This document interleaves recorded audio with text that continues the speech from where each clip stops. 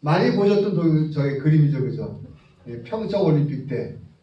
근데 저도 그 중고등학교 때 6년간 운동을 했어요. 그래서 운동하는 사람들 되게 좀 단순해요. 저는 이거 왕따를 의도적으로 놨다고 생각하지 않습니다. 사람들이 이렇게 운동하는 사람들은 좀 단순해서 악하거나 그러지 못해요. 단지 좀 무신경했거나, 저 노선수한테 무신경했거나 이렇지, 노선수를 그 전에 메달을 안 따기 위해서 이렇게 왕따 놓거나 이러지는 않아요. 그 메달이라는 것이 있는데, 목표가 있는데.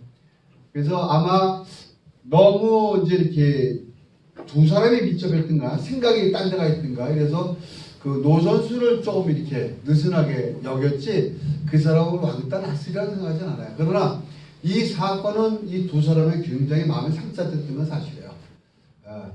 야, 우리가 왜 못 챙겼을까? 저 선배를 왜 못 챙겼을까 하는 그 마음의 안타까움은 반드시 있었을 거예요. 그것도 인생의 큰 공부 됐으리라고 생각하는 거고요. 그래서 이들이 아쉬운 마음이 이렇게 표현되지 않았을까. 은메달을 땄음에도 불구하고 자기가 실수했던 것을 사과하는 마음, 그런 마음을 보일 수 있었지 않았나. 그러니까 첫 번째 그림이 소통이 되질 않아서 그런 마음 아픈 일이 결과가 생겼다면, 이 경우도 다른 경우죠. 완전히 소통과 관련된, 아무도 예상 안 하지 않았잖아요. 컬링에서 은메달인가요? 전혀 예상 안 했죠, 그죠? 지금 의성 마늘이 저 자매들 때문에 막 히트를 친다면서요. 그러나 뭐 영미야라는 그 단어가 하나 가지고 굉장히 소통했지 않습니까? 창의적으로 문제 해결하고. 그래서 그런 것들이 새로운 힘을 보여주지 않았는가, 그렇게 생각이 됩니다. 저는 이걸 보면서요, 하나 또 늘 염두에 두는 게 뭐냐면, 한국 사람들은 참 위대한 민족이라는 DNA를 갖고 있다는 생각을 해요. 저도 몰랐는데 과거 역사학을 좀 공부하고 그런 강의를 많이 들으면서 느껴지는 게, 아예 한민족이 그냥 시시한 한민족이 아니라 대대로부터 물려 내려왔던 위대한 유산이 있다는 걸 알았어요. 한 예를 들자면, 우리의 IQ는 전 세계 2위라는 거 아시죠? 지금 환태평양 시대라고 하잖아요. 동북아 중심으로 이렇게 세계가 움직이는 때가 왔다고 그러는데, 2016년도에 조사한 거에 의하면 2위가 홍콩하고 싱가포르예요. 2위가 우리고요. 3위가 일본, 중국인가 그래요. 완전히 동북아가 다 잡고 있어요. 또 하나는 뭐냐면, 우리나라가 중국을 지배했었다는 거 혹시 아십니까? 처음 듣죠? 서기 1600년경에 은나라라고 있었어요. 은나라. 그게 동이족이 세운 건데, 동이족은 뭐냐면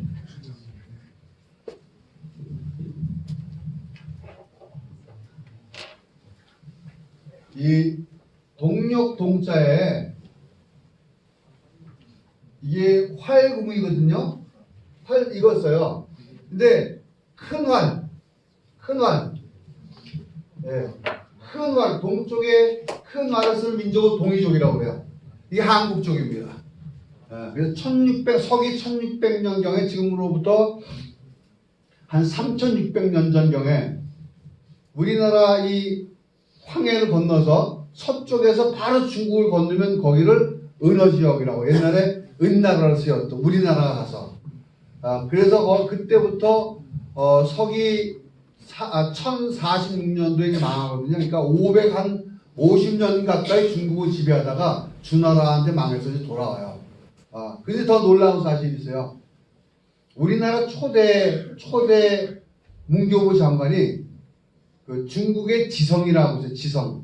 중국의 지성. 중국의 양심이자 지식인에서 지성이라고 그러는데, 임어당이라고 있습니다. 아주 유명한 사람이에요. 그 사람을 만났을 때 이런 얘기를 했대요. 당신네 그 한자 때문에 우리 골치 아프다. 왜 한자를 만들어 힘들게 하냐? 농담 삼아 이렇게 얘기를 했대요. 그랬더니 임어당이 하는 말이, 놀라는 표정을 지으면서, 한자가 당신네들 거였다는 걸 몰랐단 말이오라고 얘기를 하더라고요. 우리는 한자가 중국 사람이 만든 걸로 알고 있죠, 그죠?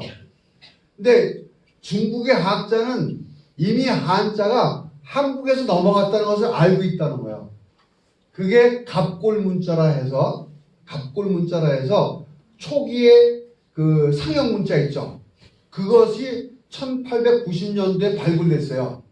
어느 지역에서, 은나라가 있던 곳에서. 그러니까 그때 상형 문자가 이미 한국 사람에 의해서 사용되고 있었던 거죠. 그때가 글자 수가 제가 5,000개가 넘는다고 그랬어요. 그러니까 우리나라가 갖고 한 5,000개 문자가 한자가 돼서 지금 한자가 됐다는 거예요. 그러니까 우리 민족이 얼마나 위대한 문화 유산도 갖고 있냐 이런 얘기죠. 그죠? 그러니까 별거 아닌 것 같지만 이런 것들이 우리 피 속에 오르고 있다는 거예요. 여러분 도올 김용옥 씨 아시죠? 저는 이제 특별히 좋아하는 인물은 아니었는데 저도 이렇게 생각의 관점을 바꾸기 위해서 별로 내가 안 좋아하는 사람도 이 강의를 자꾸 들어요.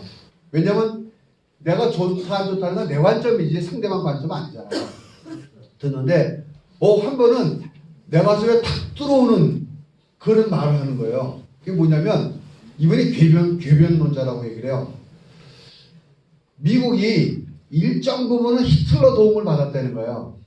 그 말도 안 되는 얘기를 하고 있는 거야. 그래서 저 사람이 또 무슨 얘기를 하려고 전말을 하나 그랬더니 연이어서 하는 말이 유대인들은 히틀러를 피해서 미국을 갔기 때문에 사실은 도움을 좀 받은 거나 다름없다 이렇게 이제 비유해서 얘기를 한 거죠.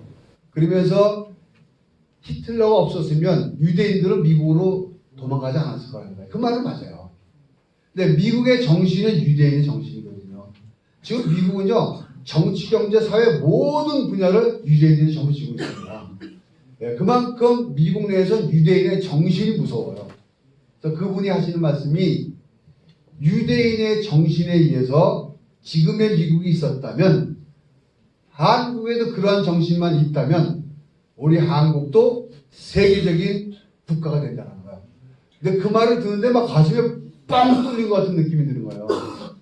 우리나라 같이 위대한 DNA를 가진 국가가 유대인처럼 그런 정신만 갖는다면 위대한 캐나다 몬트리올에 가면은요 그 경찰서가 하나 있는데 그 경찰서는 전 세계 경찰서에서 배우러 가요. 그 경찰서에 아마 여러분들은 언젠간 여러분 가게 될지 모르겠어요. 근데 거기는 가는 목적이 있어요. 그 경찰서가 그 지역 범죄율이 뚝 떨어진 거예요. 아니 땅에 뚝 떨어졌어요. 범죄율이. 그러니까 사람들이 이제 그걸 배우러 가는 거잖아요. 근데 그분들의 특징은 뭐냐면요. 중요시 여기는 가장 중요한 목표를 죄인을 잡는 거에 두지 않아요. 가장 중요한 일은요. 사소하게 예방하는 일을 하는 거예요. 예방하는 일. 사소하게. 네. 이유는 예방하면 범죄는 줄어든다는 거예요. 그래서 누굴 대상으로 할까요? 누굴 대상으로 예방하는 일을 할까요? 청소년. 네, 청소년. 대다수 경찰 업무가 범인을 잡는 일이 하다면 앞으로 여러분께서부터는 청소년을 계도하는 일이 여러분의 큰 일 중에 하나가 될 거예요. 다 청소년 때부터 범죄를 안 저지르면요 범죄율은 떨어지게 되어 있습니다. 그래서 그분들이 하는 게 뭘 하냐면은 소통을 하는 거예요. 청소년과. 청소년의 문제 아이들은요 대체적으로 가정 형편이 어려워요. 일단은 그게 공통점입니다. 또 하나는요 지지를 받지 못했어요. 인정받지 못하고 칭찬받지 못하고 그러니까 늘 마음이 허전해. 그러니까 누군가 시선을 끌기 위해서 그런 행동도 하고 그러거든요.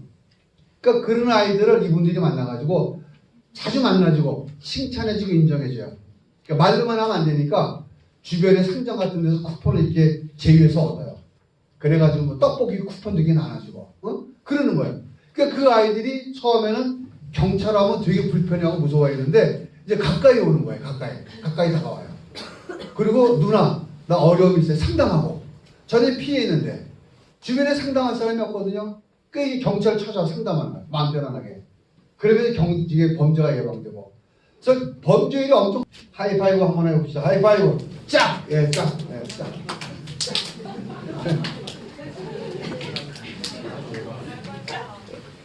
자, 이 다시 한번 읽어볼까요?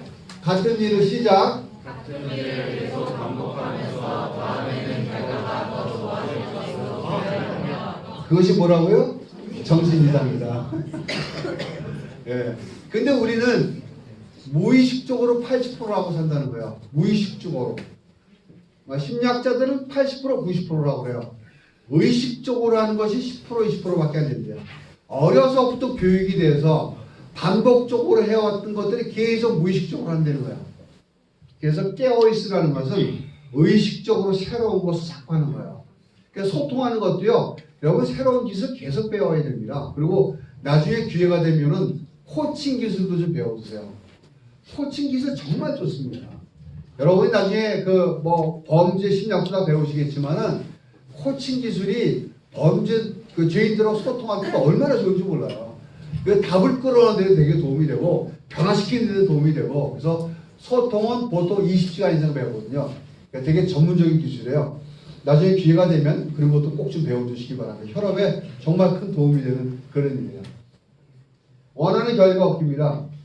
이 모델 잘 기억해 두시면 여러분이 원하는 것들 많이 얻을 수 있어요. 자, 시드겟 리플렉트 모델이라는 것인데요. 대체적으로 사람들은 자기가 보는 대로 행동을 하게 됐어요. 네. 우리가 얻은 모든 결과들은요, 뭔가 했기 때문에 우리가 얻었죠, 그죠? 얻은 것은 해야 되겠다는 생각이 있었다는 거 아니에요, 그죠? 그걸 봤다라는 거예요. 네. 봤기 때문에 행동을 하게 되고, 행동해서 결과가 얻게 되고, 결과 때문에 다시 깨닫는 과정이 있다는 거예요. 그리고 또 다시 새롭게 보게 되고. 그래서 이 선순환 과정이 되고요. 악순환이라는 것은 뭐냐면 안 좋게 보게 되면 안 좋은 행동을 해요. 우리가 그 친구들이 있는데 그 A라는 사람은 누가 똑같이 좋게 보진 않아요. 어떤 사람은 좋게 보는 사람도 있지만 어떤 사람은 별로로 보는 사람이 있잖아요. 그렇잖아요. 좋게 보는 사람은 내가 좋게 보이기 때문에 말도 따뜻하게 해주고 커피도 한 잔 사주려고 노력을 하고 행동이 달라요. 그래서 관계가 되게 좋아지게 돼 있잖아요. 그죠? 그러면서 우리 깨닫게 되는 게 사람은 잘 대해주면 좋은 관계가 맺어진다. 라는 깨달음 때문에 또 누구에게나 이렇게 잘해주려고 그래요. 근데 어떤 사람은 평상시 제가 삐딱하게 놀아. 그러니까 별로 좋은 애가 아니야. 친한 척을 안 해요. 가까이 안 가려고 그러고. 그러니까 자동적으로 멀어지는 결과가 오게 되죠.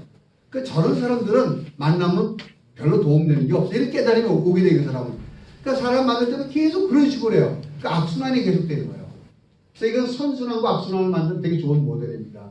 여러분들이 대인관계에 뭘 얻어내든 뭔가를 하고자 하는데 거기서 얻어내든 이 모델이 다 유용하게 쓰인다는 거예요. 여러분들이 모든 것은 보는 대로 어떤 행동을 하게 돼 있고 행동에 따라서 얻는 결과가 생기고 그 얻는 결과 때문에 또다시 깨달음. 아 그렇구나 그랬네. 그 깨달음이 또다시 보게 한다는 거예요. 그래서 이 모델은 굉장히 여러분들에게 유용한 모델입니다.